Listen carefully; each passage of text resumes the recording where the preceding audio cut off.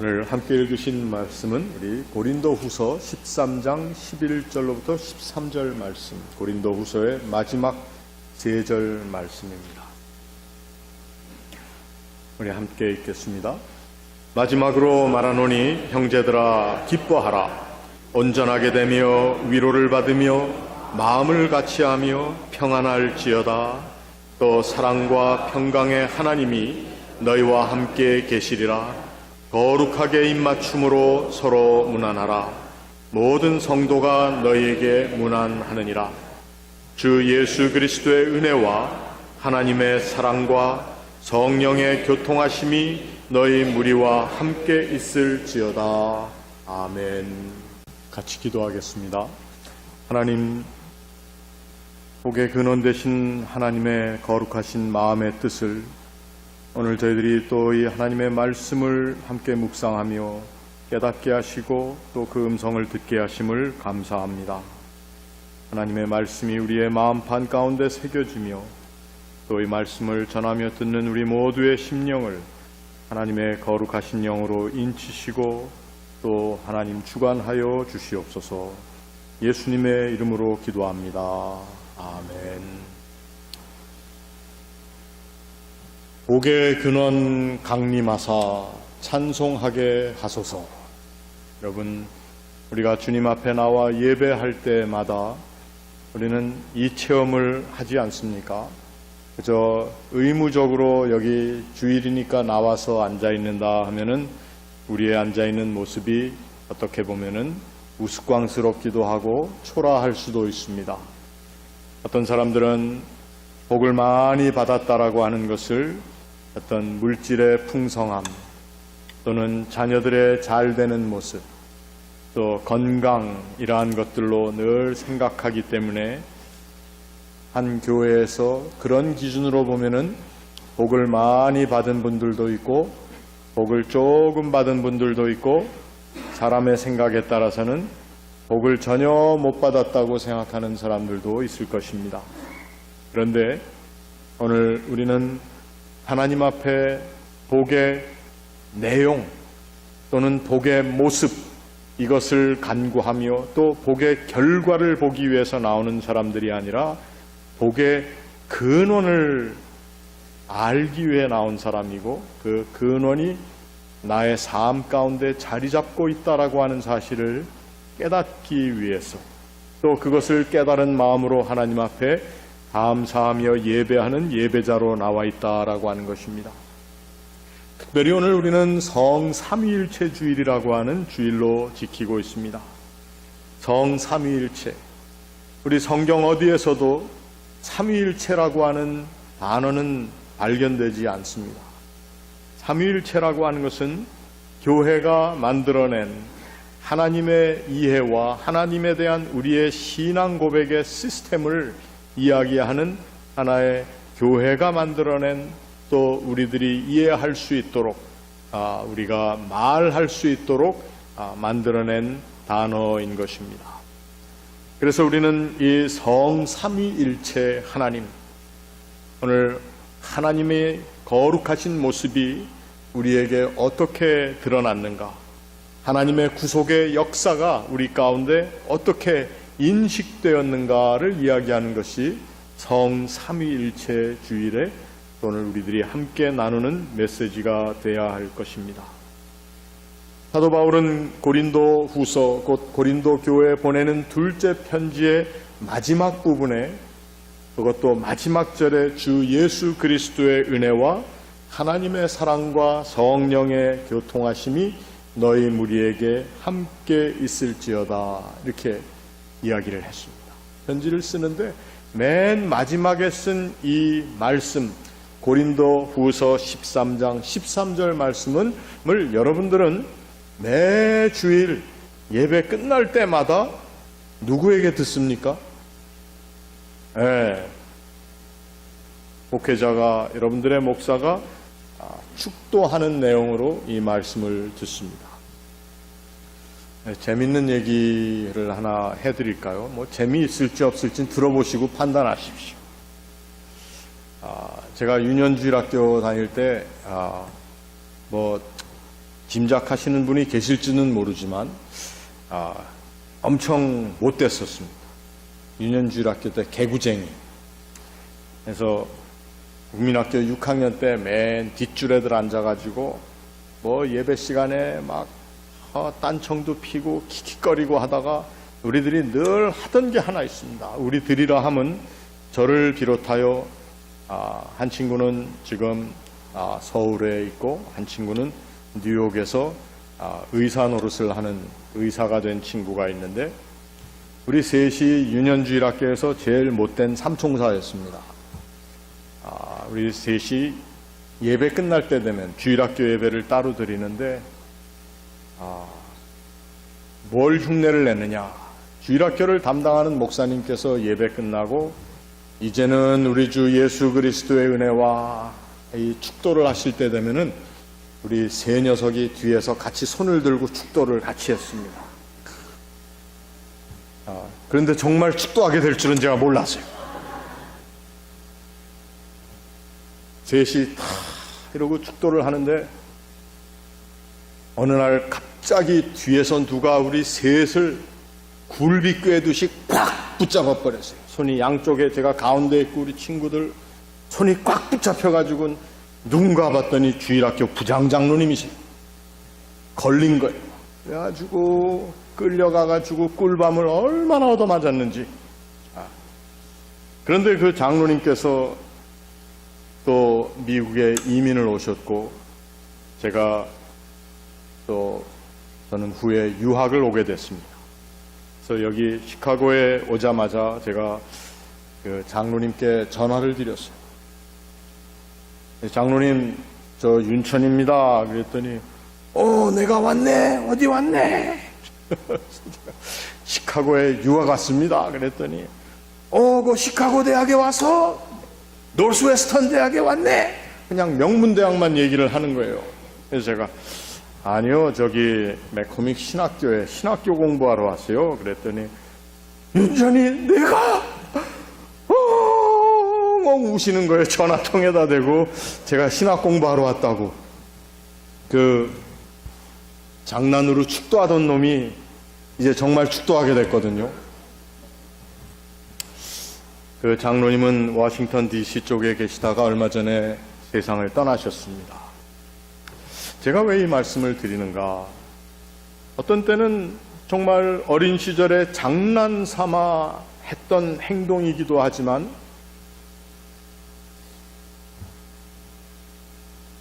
하나님께서는 저의 삶을 통해서 그 복의 근원이 무엇인가에 대해서 깨달을 수 있는 길을 어린 시절부터 조금씩 알려주셨던 것 같습니다.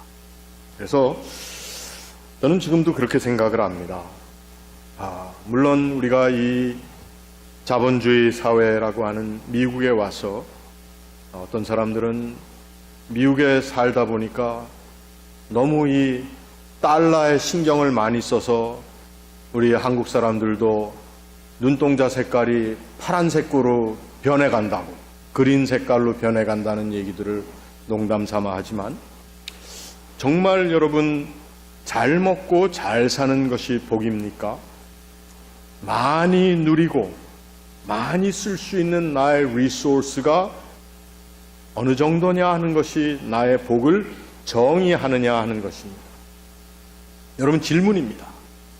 우리가 여지껏 그렇게 살아왔다면 그리스도인으로서 우리의 삶에 금년 종교개혁 500주년을 맞는 이 해에 우리의 마음에 있는 우리의 frame of reference, 우리 근본적인 우리 삶의 사고방식과 우리의 사고의 체계에 변혁이 필요합니다. 물론 물질이라고 하는 것의 풍요로움은 우리의 삶의 convenience, 우리를 편안하게 하는 것이 될 수는 있습니다. 그러나 우리의 삶의 가장 근본적인 것을 깨닫고 그 근본의 자리에 우리가 기쁘게 서 있는 그러한 일에는 어떤 때는 도움이 되지 않는다라고 하는 것입니다. 우리가 얘기하는 복의 근원은 무엇인가? 오늘 사도 바울이 고린도 후서를 쓰던 삶의 상황이라고 하는 것이 그렇게 편한 자리가 아니었습니다. 바울은 선교 여행을 통해서 또 자신들이 소아시아와 또 아가야 지방에 있는 모든 교회에서 가난한 예루살렘 성도들을 위해서 모은 헌금을 가지고 이제 가야 하는 그러한 자리에 있는데 사실 헌금이 잘 거쳐지지를 않았습니다. 그리고 특별히 어디에서 잘 거쳐지지가 않았느냐, 그 당시에 경제 상업 도시라고 할 수 있는 고린도 지역에서 많은 풍요로운 연보가 들어올 것으로 알았는데 그 자리에서 오히려 너무 준비가 안 돼 있었기 때문에 사도 바울은 고린도 후서의 많은 부분에 하나님 앞에 이 약속한 헌금을 예루살렘에 있는 가난한 성도들을 위해서 우리가 모금한 것을 좀 모아주십시오 하는 얘기를 했습니다. 그러니 사도 바울은 오늘과 마찬가지로 저 또 돈 얘기하는구나. 또 사도 바울이 그 연보를 가지고 예루살렘으로 가는 그 길에는 여러 가지 장애들이 있었습니다. 오늘과 같은 온라인 송치가 되는 것도 아니고 그것을 직접 가지고 가야 되기 때문에 여러 가지로 어렵고 힘든 또 위험의 가능성들이 많이 있었습니다. 그런데 이 편지를 하는 사도 바울의 마음 가운데 있었던 것은 어떻게 보니까 염려와 또 근심으로 쓰는 것 같지만 마지막으로 말하노니 형제들아 기뻐하라 온전하게 되며 위로를 받으며 마음을 같이하여 평안할지어다. 기쁨과 평안을 얘기하고 있다고 하는 것입니다.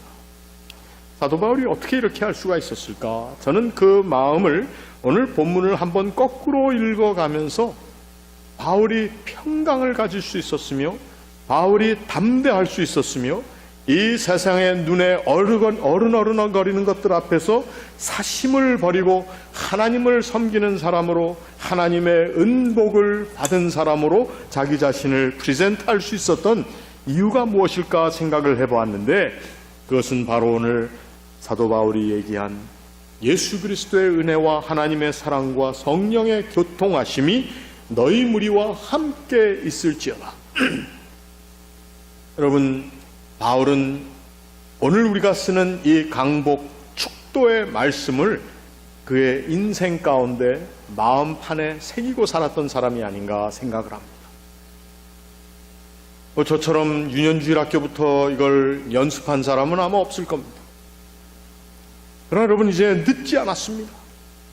우리가 누구를 보든지 내 마음의 형편을 보든지 내 자신을 보든지 우리가 하나님의 복을 빌어줄 수 있는 사람, 복의 근원이 된 사람, 그 복에 대한 온전한 이해를 한 사람으로서 우리들이 남은 삶을 산다면 여러분 우리를 통해서 이 세상이 더 복된 세상이 될 것이라고 저는 믿습니다.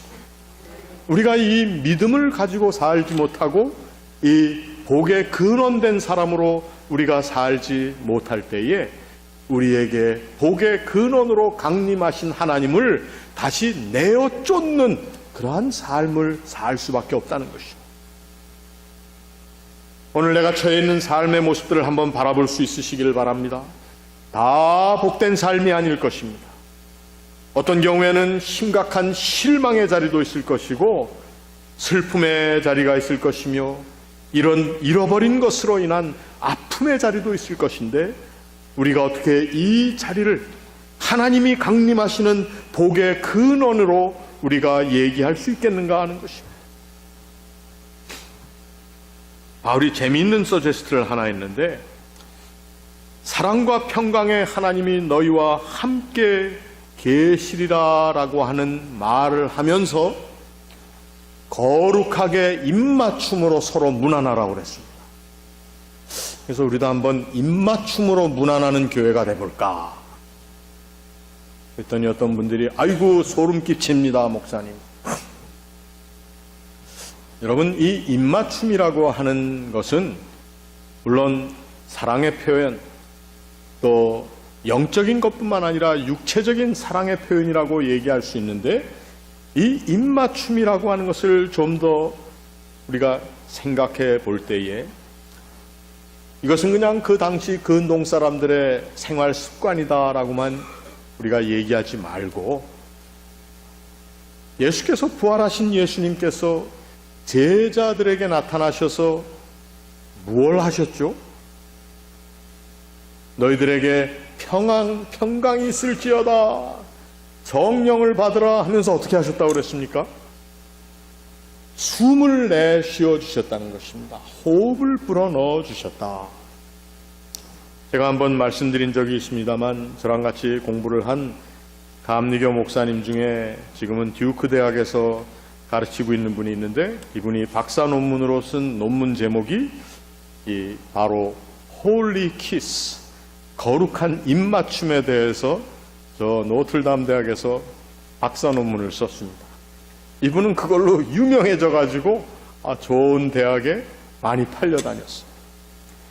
근데 그 표현의 그 해석에 의하면 초점은 이 홀리 키스라고 하는 것이 우리가 생각하는 입과 입의 피지컬한 터치만을 이야기하는 것이 아니라 바로 제가 말씀드린 것 제 아이디어이기도 하지만 그분에게서 배운 것은 바로 예수께서 호흡을 내어주신 것과 같이 우리의 호흡을 나누는 것이 바로 키스라고 하는 것입니다.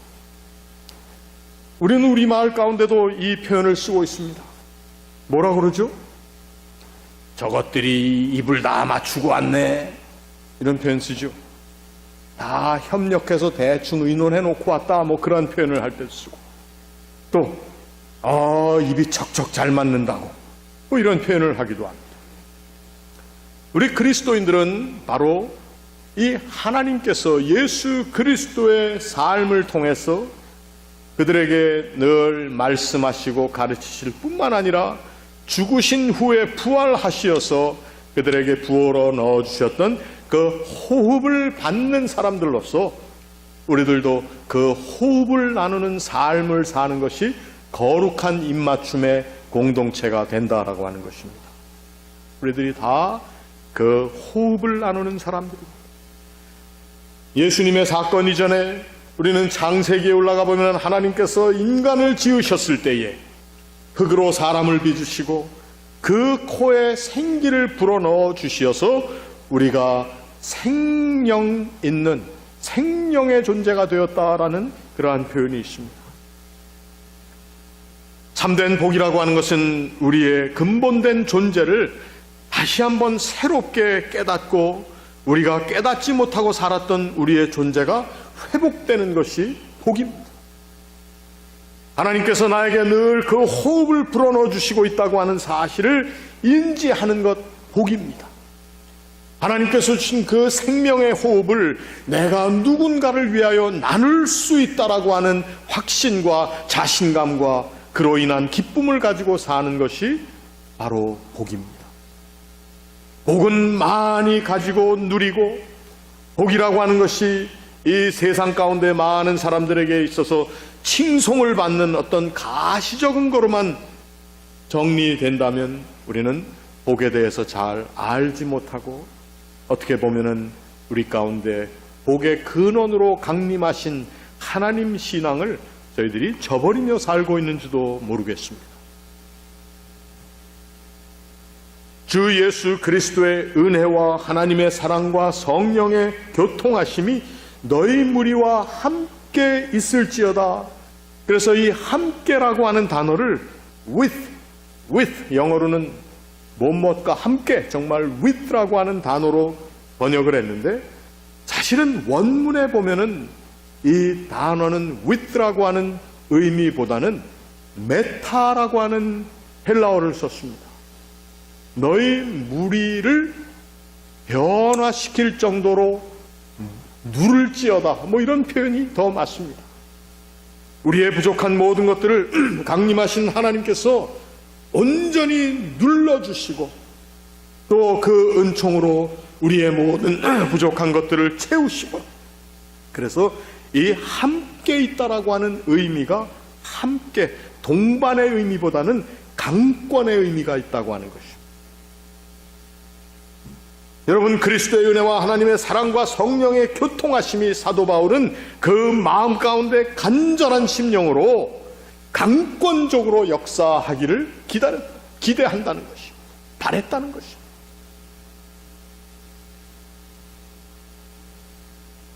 여러분들이 예배 마지막에 목회자로부터 듣는 이 강복 또는 축도의 말씀이, 이것이 그냥 대충 알아서 흘러가도록 드리는 그러한 말씀은 아니라는 것을 여러분들 잘 알아주시기를 바랍니다. 축도할 때에 이거는 강권적인, 그래서 어떤 목사님들은 축도할 때에 성령의 교통하심이 강권적으로 임할지어다, 뭐 이렇게까지 축도를 하시는 분들도 있어요. 이거는 우리의 능력이나 우리의 포지션을 얘기하는 것이 아니라 우리의 깨달음을 얘기하는 것입니다.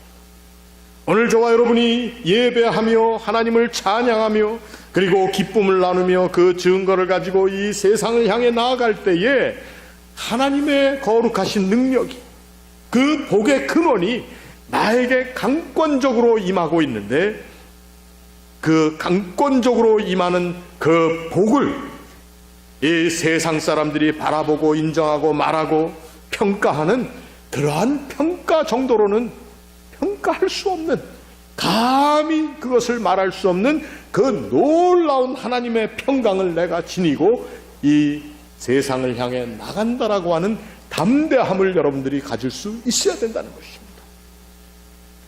그리고 그 담대함을 나만이 지니는 것이 아니라 심지어는 서로와 서로를 향해서 그 하나님의 복을 빌어줄 수 있는, 그 복이 임하고 있다고 하는 사실을 강력하게 함께 서로에게 시사할 수 있는 하나님의 사람들이 된다는 것이 바로 우리의 담대함이며 우리의 자랑이며 우리의 정체성이라고 하는 것입니다.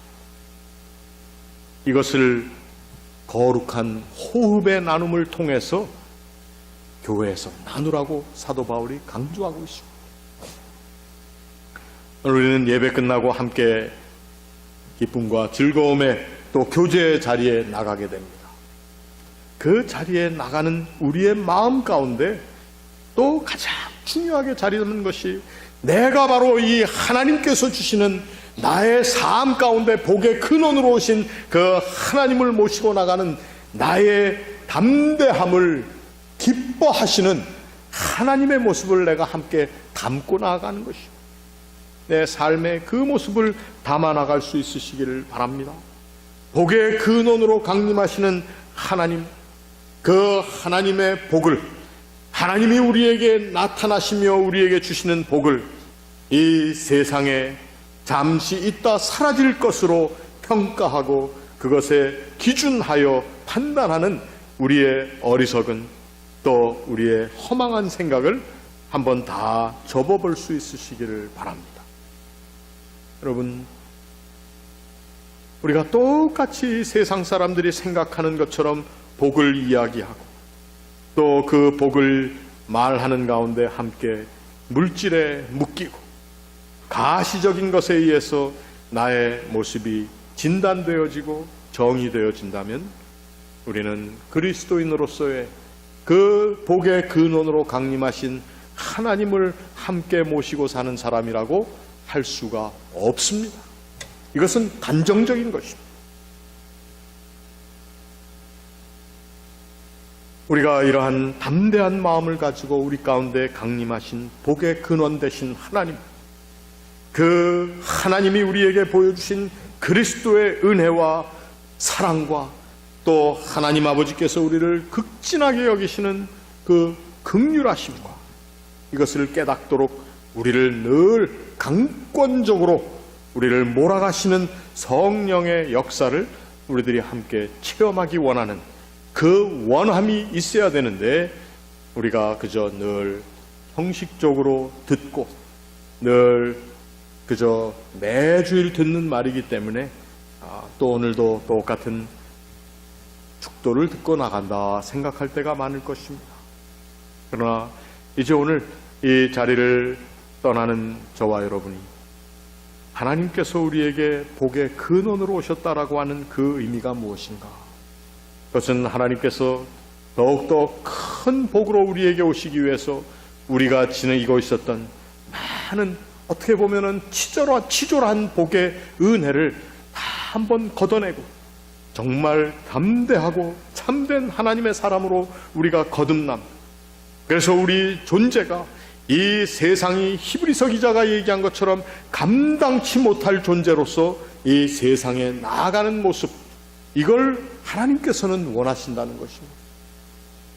성삼위일체주일인 이날 우리는 우리를 지으시고 우리의 삶을 계획하시고 인도하시는 그 아버지 하나님을 우리가 하나님 아버지 성부라 고백합니다. 우리를 구속하시는 하나님의 은혜, 하나님의 모든 계획을 이루시기 위해서 자신의 것을 아끼지 않고 가장 소중하다고 얘기하는 물질의 근본이라고 볼 수 있는 자기의 몸을 내어주신 예수 그리스도의 은혜를 신뢰한다고 하며, 그리고 이 모든 것을 깨닫기 힘들며 혼란 가운데 있는 이 세상과 이 세상에 있는 우리 그리스도인들을 깨닫도록 역사하시는 그 성령의 하시는 일이 우리를 강권적으로 밀어붙이시어서 우리를 더욱더 복된 자리에 가게 하시는 하나님의 그 간절한 원하심을 내가 지니고 주님의 교회를 떠납니다. 나의 삶의 자리로 갑니다라고 하는 고백이 오늘 저와 여러분께 하나님의 은혜로 함께 하시기를 축원합니다. 이 말씀을 오늘 우리의 삶에 또 앞으로 이제 대강절이 다가올 때까지, 오늘 이 강대상의 색깔이 하얀색이지만 다음 주일부터 초록색으로 바뀝니다. 가장 긴 계절이 시작이 되어서 이제 대강절까지 가는데, 주님 맞아들이는 그 순간까지 내가 정말 이 복의 근원으로 강림하신 하나님을 모시며 나도 복의 근원이 되어서 다른 사람들에게 복을 빌어주는 존재로, 그리고 그 복이 어떤 가시적이고 물질적인 것에 제한되어 있지 않다는 것을 강력하게 시사하는 사람으로 살았는가 하는 그 결산을 여러분 주님 오시는 대강절 첫 주일에 한번 솔직하게 내어놓을 수 있으시기를 바랍니다. 우리 같이 기도하겠습니다.